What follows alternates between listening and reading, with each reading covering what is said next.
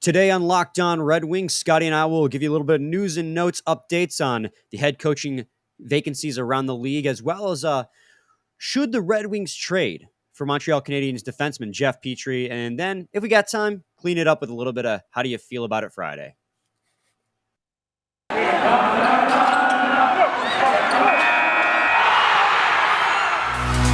You're Locked On Red Wings, your daily podcast on the Detroit Red Wings. Part of the Locked On Podcast Network, your team every day.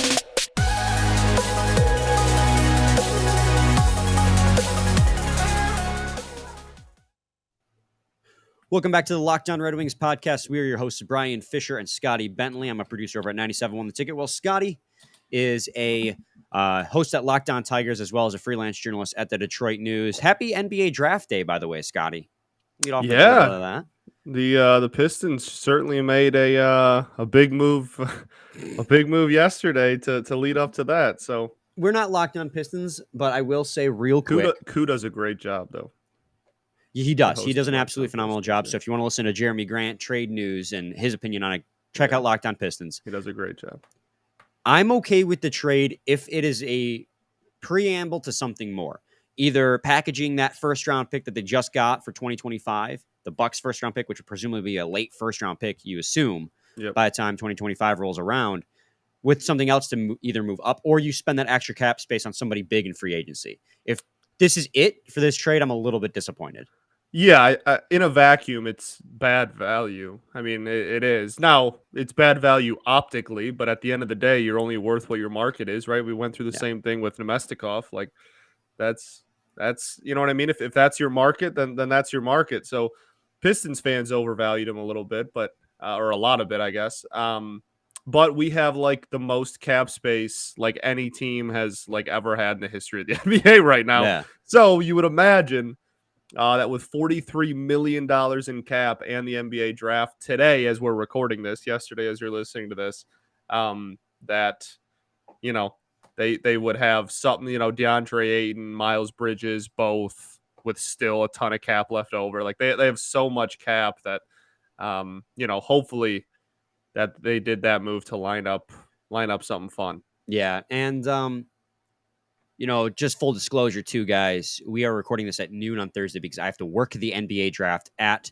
LCA. So if there's any news that comes out in the next 12 hours between when we recorded this and when this comes out at midnight, we'll get to it on Monday. But that's just the reality of the situation. We're growing up, so we got work to do. But Scotty, for our purposes today, we want to talk about first here in the first segment, just clean up some news and notes. We've been neglecting it because we've had a lot to talk about the last few days, and we had a guest on with Will Scouts yesterday. But there have been two more head coaching hirings in the NHL. The Dallas Stars, like was reported a couple of weeks ago, but the Dallas Stars officially hired Pete DeBoer. That's another one of those signings where we're just like, good. Thanks for taking the L for the team, Dallas, and getting him off the market. Dallas and is probably Philly. Shout out Philly, man. Well, I think we did talk about that. Shout out Philly. I think we did. I think it was we did like a passing comment thing about it. But yeah, shout out Philly. The two coaches on the coaching carousel I wanted the least have been swept up. Tortorella said it's going to be his, last coaching job. I believe he said last time he's going to ever coach, which is interesting. Sure, after he signs a 4-year contract with Philadelphia, he's like, yeah, this will be the last time. Yeah, that's an interesting take for sure. But and then Paul Maurice, who is the former head coach of the Winnipeg Jets that stepped away midway through the season, said he needed to take some time away from hockey, accepted a job with the Florida Panthers, which that's a huge slap in the face of Brunette and that Panthers team. Dude, did you see the memes? Trophy. The memes that came out of that? I actually haven't seen any memes. Dude, so funny. There's one that's like, it was, I don't even remember what the cartoon was from, but it was like somebody pointing to a door and it said, "Get out." And the caption just said, when you're the head coach of the team that has like the best record in the NHL and scores the most goals in the entire league. Like POV, you get head coach of the year. Like you could definitely make the argument that Brunette's inexperience as head coach did definitely contribute to them getting knocked out in the playoffs, but he still led the team to the President's Trophy. And how else are you going to get experience by not playing in the postseason? Like that's like jobs that are like, hey, you need you know, Well, the you need question 10 years of experience, but you need to be right right. out of college. It's like, okay. The question then becomes like, so they obviously, the Florida Panthers said, we are very open to continuing to have Brunette in the organization as an assistant coach. But does he even stay? Like, I don't know how he views it. I really don't, because he could be cool with it for all we know. I But guess. does he all of a sudden then become a head coaching candidate for the Detroit Red Wings? I mean, it's tough because you don't know how much of the Panthers' success was just that phenomenal team being stacked. Obviously, the Panthers believe that the success of the team was mostly because of the team and not because of the coach, that they went out there and they hired Paul Maurice, he's all right. He's had some success some places, and he has had mediocre success others. I mean, you could make the argument that Winnipeg Jets team should have succeeded more under Paul Maurice than they did. There's a lot of talk about that Winnipeg Jets team being a toxic environment because apparently Pierre-Luc Dubois has said that he wants out and he's going to test free agency in 2024. He gave the Jets 2 years head up that he is going to leave. Yeah, the that Winnipeg dude Jets. hasn't liked anywhere he's been. I think he's got a little bit of a main character syndrome where he thinks he's more important than he is. This guy, I swear, man, every 6 months, this dude's unhappy and proclaiming how he's gonna give the team an ultimatum or he's gonna leave. Literally every 6 months, he's got something going on for sure. Oh yeah, It's hilarious. It's honestly, it's hilarious. It is. I remember when there was a little bit of a campaign to bring him here. The last time he freaked out and had a meltdown. I mean, I'd still be open to it because he is a very talented forward. Oh yeah, he's a damn good player. Personalities are something you do kind of have to deal with in the NHL, and I'd take a guy who just is a little bit up his own butt, over a guy who is, Oh, slick bud. I won't get into certain, rumors about other players because I don't want to speculate. But, I'd rather take a guy who has a huge ego than guys who have like murky pasts with allegations, I'll say. No, you know what I mean? For sure. There's definitely worse scenarios to be in, for sure. Worse, scenarios or worse prototypes. But it's just funny to me that this dude, no matter where he is, no matter where he is, no matter what his contract length is, no matter anything, he's gonna be out there complaining about something. But we're talking about head coaching here, and obviously the bigger angle here for Detroit Red Wings fans' narrative is not that DeBoer got hired in Dallas and not that Paul Maurice got hired in in Florida, is that now there's only 3 head coaching vacancies remaining, and Barry Trotz is still on the market. Now that those vacancies being his hometown, still in Winnipeg, and I know they've had multiple conversations, and that seems like a likely home or a likely landing spot for Barry Trotz. But for Detroit's purposes, we've talked about it. We think it'd be a good fit here for Detroit. And I think there is a way you could lure him here. But Boston's also an interesting candidate. Now, their window is closing. But if Bergeron decides not to retire ultimately, they still have a pretty solid core on that team, even if they lose Pasternak, to win now. So it depends on where Barry Trotz's mindset is at, because he could still want to win now, or there's also the angle that he could go into front office roles with Nashville, because apparently he just bought a house in Nashville, and he spent over 10 years in Nashville, so he's very, very well connected with that organization. So the Barry Trotz thing is still very much up in the air, but we've narrowed down the possibilities of places for him to go. I'm still kind of, I've hitched my wagon on the Barry Trotz train, and I still would like him to be my number one candidate, but my brain is telling me that it's probably going to be either Derek Lalonde or Warsofsky of the Chicago Wolves, because he's getting a lot of attraction. So I think 91? You're going to see a first-time head coach here in Detroit still. How about 91? I still don't think it's going to happen. He was in the video. Shocked. He was in the video, Brian. He was in the video. So I less so think it's about now. I less so think it's about the organizational relationship, and just more so that he just signed a KHL contract. I don't think he's going to leave. I agree with you. I would be floored. I would for real. I would be stunned in the best way possible. I would obviously welcome it, but I would very much be extremely shocked if that were the case. Here's the other thing to consider. But he was in the video. He was in the video. Well, so is Dominic Hasek. So is he the next head coach? Maybe. Dylan Larkin, is he the next head coach? Yes. Player coach. Yes.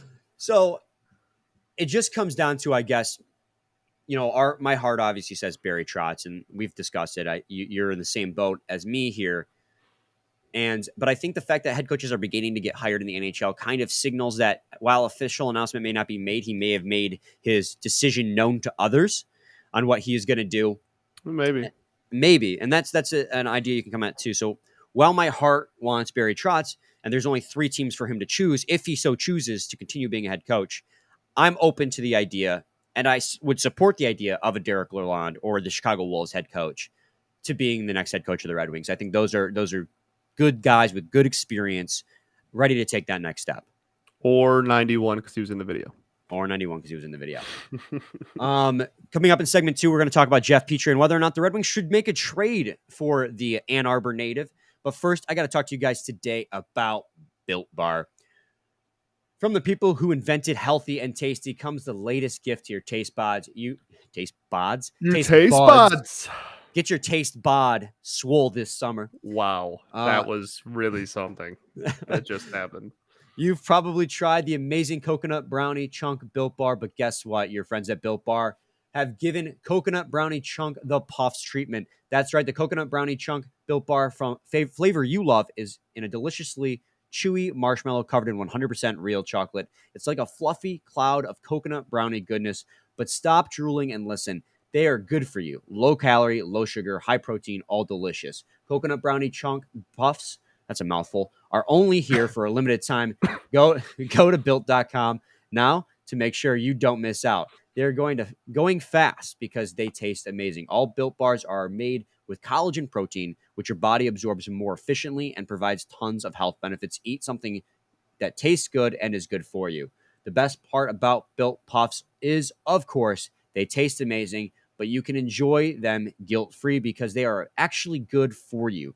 They are the perfect treat, perfect when you've got a craving, you need to satisfy your sweet tooth, or if you need some quick, healthy snack, they are an excellent source of protein. Delicious coconut, rich, sweet brownie, creamy marshmallow. Stop fantasizing. Get to Built.com to order your box of coconut brownie chunk Built Puffs right now. Go to Built.com, use promo code LOCKED15 and get 15% off your order. Use promo code LOCKED15 for 15% off at Built.com.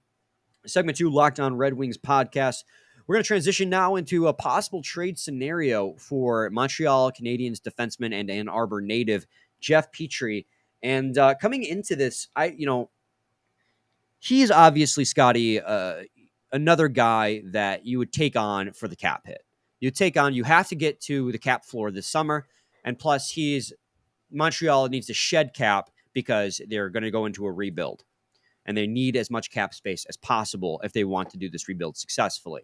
So it seems like a match made in heaven a la Mark Stahl 2 years ago. The only difference here is Jeff Petry is a little bit younger, has a little bit more left in the tank. And here's the thing, 3 years left on his contract, whereas Mark Stahl was an expiring deal. Jeff Petry, do you think, Scotty, the Red Wings should take a flyer on this Michigan native defenseman? So here's the thing. I really don't mind it at all. Like I understand, the optics of that. What'd you say? 3 years left. Like I understand that doesn't look great. But again, like we have so much cap space. It is insane how much cap space we have. So I really don't mind it. Obviously, I don't want to give up too terribly much. I don't think we need to or should give up too terribly much. But as far as adding, a right shot defenseman to this team, like, yeah, why not? Well, and that's the exact thing. And so he still has 3 years, 5.5, really 6.5, because he gets paid out a signing bonus each year. So 3 years, $6.5 million left. And the Red Wings have the cap space to spare, and they need to hit the cap floor. They have to spend about $14 million this offseason to hit the cap floor. And obviously, with signings to RFAs, maybe leave them about $10 million. I think 6.5 for 3 years is a little steep. So for sure, I think that for Jeff Petry, you would probably try and get Montreal to retain a little bit of that salary if possible. But if you get them to retain salary, then you're also hurting what you're going to get back in this trade as well. Because typically in trades like this, you're trying to also get something back as well on top of the player that you're getting. Now, I don't think it's going to be like Mark Stahl, where I think they gave you a second-round pick because Jeff Petry is more productive than Mark Stahl was at that point with the Rangers. He is 34 years old, so he is on the second half of his career. And he had 27 points in 68 games played last season and 42 points the year before. And his career high is 46 points in 82 games played in 18-19 with the Montreal Canadiens. He is a decently productive, I'll say offensive defenseman, but he plays a good defensive game too.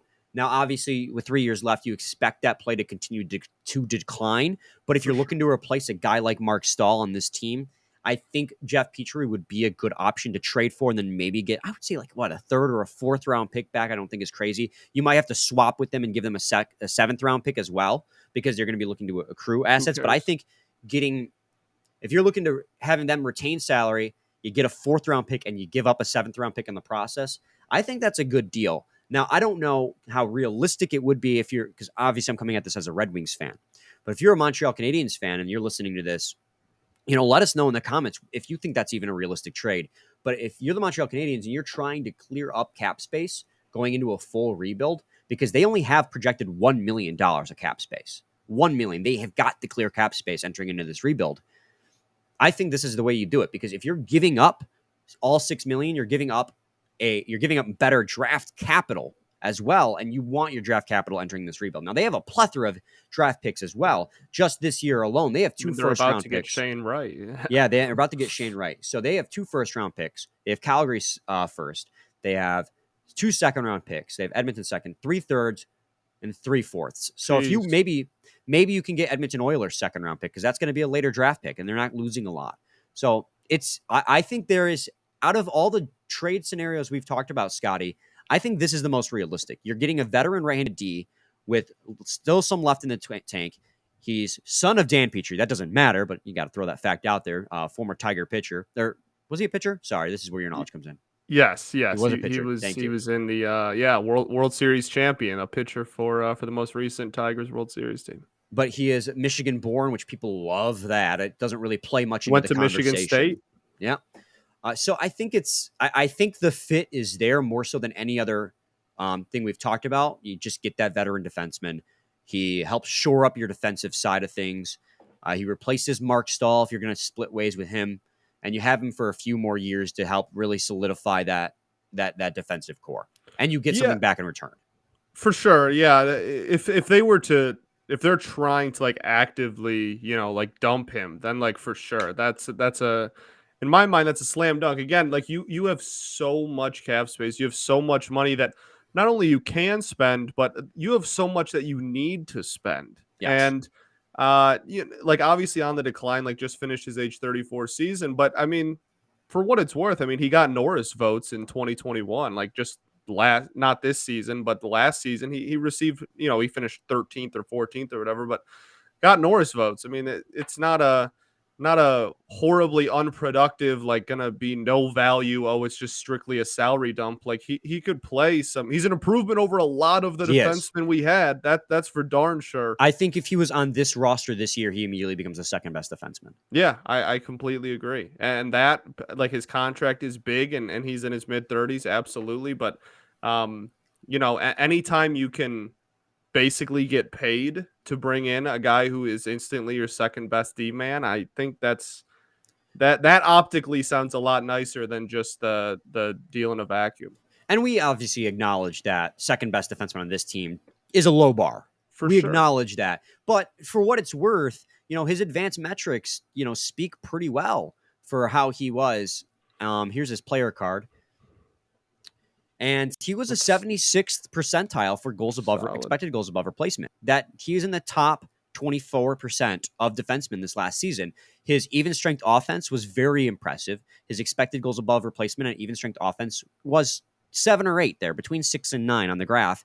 And his actual was a little bit worse, which would lead you to believe he was putting himself in position to provide more offense for the team, but just wasn't capitalizing on it. And again, that could come down to the team he was playing on. They were the worst team in the NHL, but he had a Mm-hmm. positive impact on the ice, offensively and defensively, on the worst team in hockey. There's a lot to be said about that. His offensive and defensive ranks were well above a replacement level player on the worst team in hockey. The only place that he suffered was power play offense, expected goals above replacement. And again, that could be as simple, chopped up as simply as the worst team in hockey. And you can't make that as the entire excuse. But the advanced metrics benefit him. So you look at his overall expected goals for percentage, like how he was at 48% this season, Scotty. And obviously you want a player to be 50% or above, because that leads to, when that player is on the ice, the team takes more shots than receives shots against. But if you compare that to the Montreal Canadiens' overall expected goals for percentage, he was well above the team's expected goals for percentage. Relative to his teammates, he was 0.31 expected goals for percentage, which was better than what Moritz Seider was compared to the Red Wings teammates. So Right. he was a strong positive asset at 33, 34 years old on the worst team in hockey.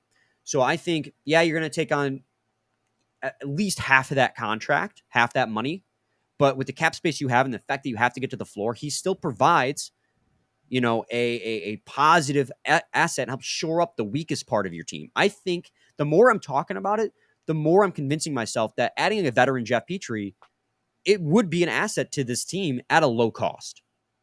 I could not agree more. I really like the move, and you wouldn't have to give up too much, because like we've talked about, they're trying to shed salary, and he's instantly a plus on your team for. I mean, even in the third year of his deal, if you completely revamp the defense, like having a guy like that, 3 seasons down the road um, as a veteran third liner or whatever, like, I don't know. I think for a team that needs to spend like 10 mil just to even be able to play on opening night, like, this is really not a bad move. I am complete agreement, man. I don't know what else I need to say about it. I think I've said my piece. I think it seems like a really good fit, and the trade would make sense for both teams.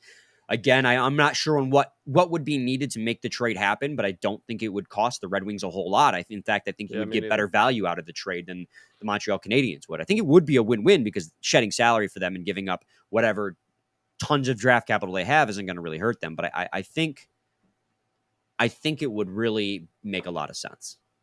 I agree. So let's move on then into segment 3 here. Let's do a little bit of how do you feel about it Friday to end the week. Have a little bit of fun. We've been getting back into that a little bit now, and it's a little bit slower season, so it allows us to have a little bit more fun. I should have saved my how did you feel about the Jeremy Grant trade until now, though. Well, I mean, like, yeah, I like I said at the beginning, it in a vacuum, it's a huge. I don't like using the word bad, because at the end of the day, that's Weaver is a general manager for a team. Like, he clearly knows what he's doing. And he's proven that he can make smart moves in the past. Right. And so I don't like using the word bad, because like that, if that was his market value, then that's his market value. But certainly underwhelming would be the word, like significantly underwhelming return for him. So in a vacuum, it is that it is incredibly underwhelming, and probably pretty frustrating. But I think that if you look at beyond just the trade in a vacuum again, and you realize that we now have $43 million in cap space, with guys like Ayton out there, I think we're going to throw a max at Ayton, honestly. And I think we're going to throw a lot of money at Miles Bridges too, which would be super cool for marketing, and just like, Miles Bridges coming home would be super cool. I think there's a lot of guys in this free agency class that we have the chance to throw some money at. And if we don't get all the people we want, Brunson's out there too. If we don't get all the money we want, or all the people we want, then we still have a ton of cap next offseason too, and can make trades with involving how much money we have in the cap we have and such. So again, optically and looking at it in a vacuum, really underwhelming. Really not not too, happy. It all depends what you do with that cap but- space and if right. you do anything with that draft pick. I mean, like, first round draft picks, there's only 2 rounds in the NBA draft.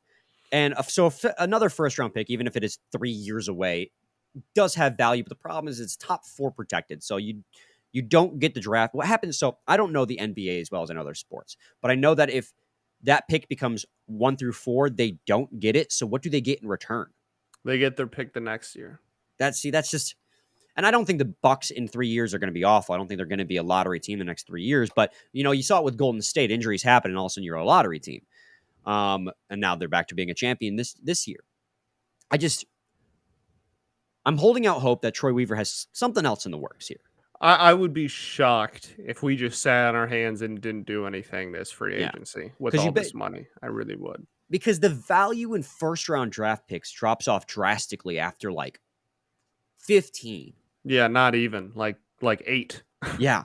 So like a the NBA draft is a 25th overall first round draft pick is not going to have a lot of value, unfortunately, because the draft is so shallow and the talent pool is just shallow in NBA drafts. That's what it is. You get a lot of elite talent up front, and then everyone else is just you throw a dart at the dartboard and hopefully you land on something. Yeah.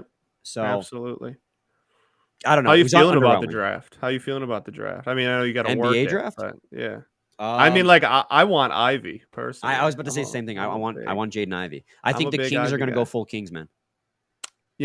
They haven't proven they haven't proven ever to make us think otherwise. So I would not be surprised if Ivy's there. I think Ivy is the one that a lot of people want. This Murray is incredibly controversial. Everybody either loves or hates him, but I think the guy Ivy the Kings had dinner with, right? Yeah, I really think Ivy is the pick if he's there. I would be shocked if Jaden Ivey was on the board at 5 and he wasn't a Detroit Piston. I would be shocked too. The Pistons have a really bright future, but it's just like NBA is so fragile where it doesn't take a lot to make your team a playoff contender because teams themselves aren't very deep. You have 10 players that play any given day, and because it's such a skill-based game compared to hockey, which has a pretty high luck factor. One player can make or break a season. I mean, you look at the biggest thing is the Cavs when they had LeBron. Exactly. I was about to say that. LeBron James was capable of dragging that team to a championship and to another finals. As soon as he left, that team went full rebuild. You can make the same argument with Steph Curry and Golden State. Now, that's a phenomenal roster, but without Steph Curry, that team is not a championship contender.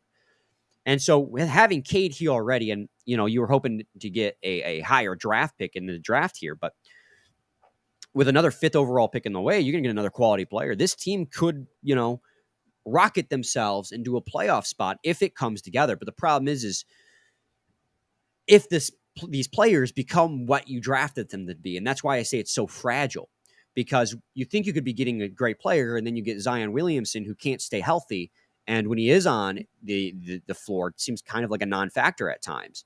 So it's just you get that player, and you're a playoff team. But if that player ends up not even being 50% of what you thought he could be, your team's not a playoff team.